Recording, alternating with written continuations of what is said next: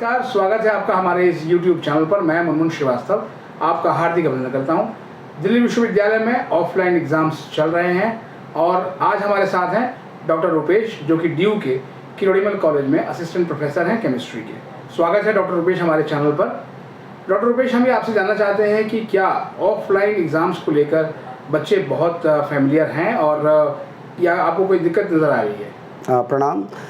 बच्चे फैमिलियर हैं ये, क्योंकि कोरोना काल में 2 साल पहले ऑफलाइन एग्ज़ाम चल रहे थे। नया सेशन में नए बच्चे आए हैं क्योंकि ऑफलाइन एग्ज़ाम उन्होंने पहली बार फेस किया है।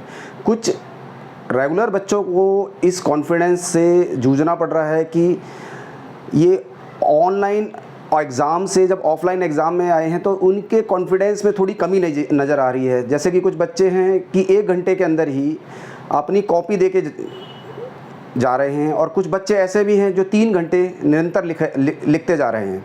इस बार दिल्ली विश्वविद्यालय ने आधा घंटा और दिया है इस ऑफलाइन एग्ज़ाम के अंदर, और इसमें बच्चों में विश्वास की तो थोड़ी कमी है इस बार, ऐसा देखा गया है।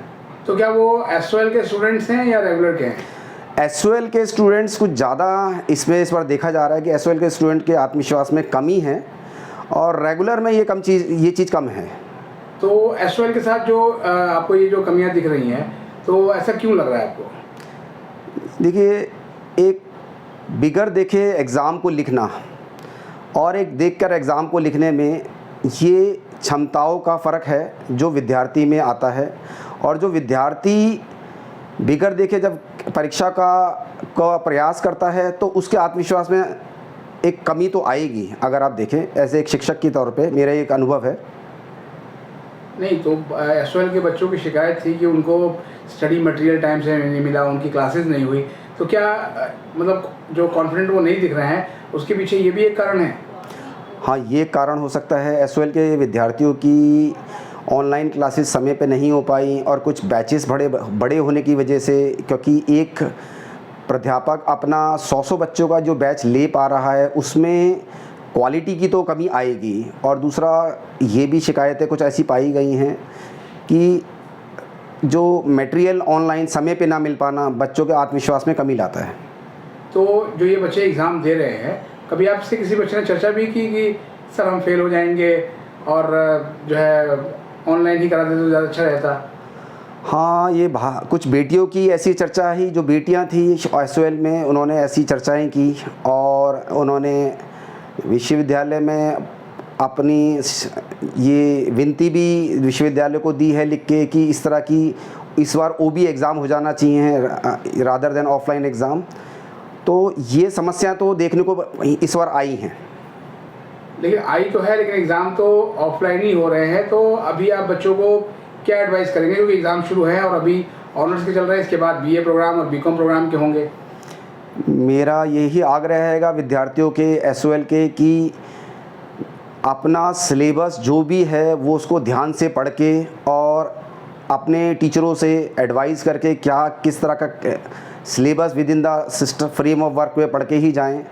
अन्य चीज़ पे विश्वास ना करें कि किसी भी तरह की मदद हो पाएगी, तो अपने मेहनत पे विश्वास करें और कोई दूसरा तरीका नहीं है इस ऑफलाइन एग्ज़ाम का इस समय विद्यार्थियों के लिए। तो क्या एग्ज़ाम में डॉक्टर रूपेश जो है ज़्यादा से ज़्यादा सीट भरने पर नंबर मिलते हैं, या आपके हिसाब से क्या बेस्ट तरीका है एग्ज़ाम लिखने का?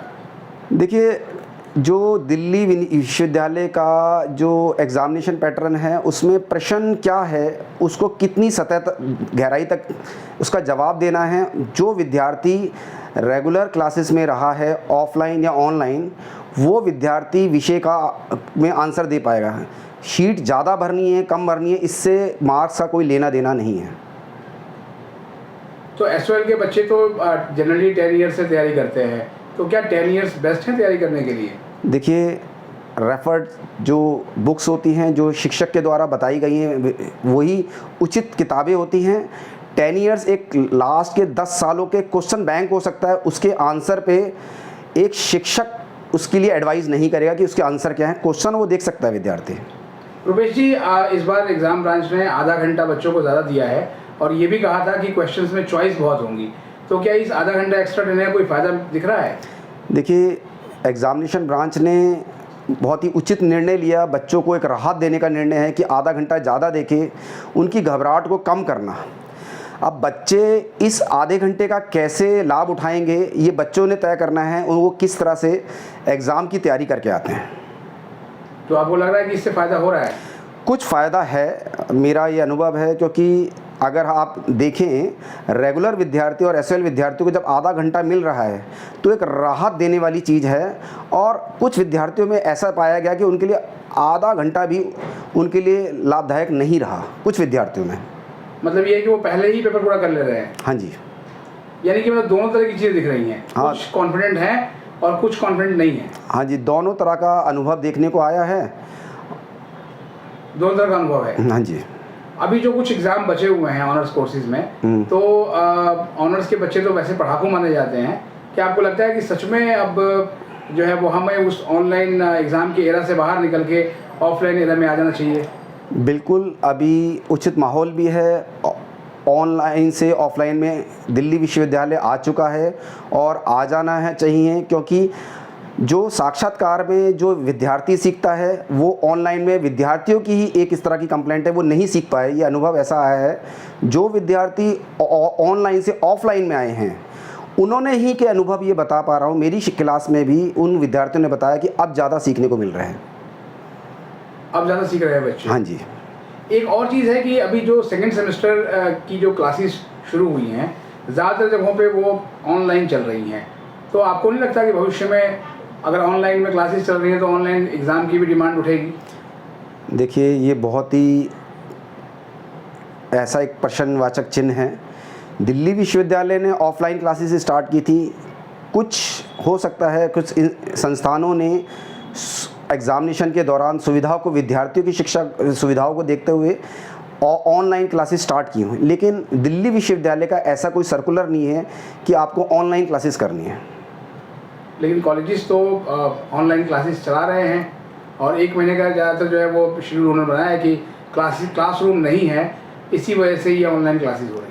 देखिए, निश्चित तौर पे ये समस्या तो है कुछ कॉलेजों की, लेकिन जो दिल्ली विश्वविद्यालय ने जो सर्कुलर जारी किया है उसमें हमें देखने में नहीं आया कि ऑनलाइन क्लासेस लेनी है।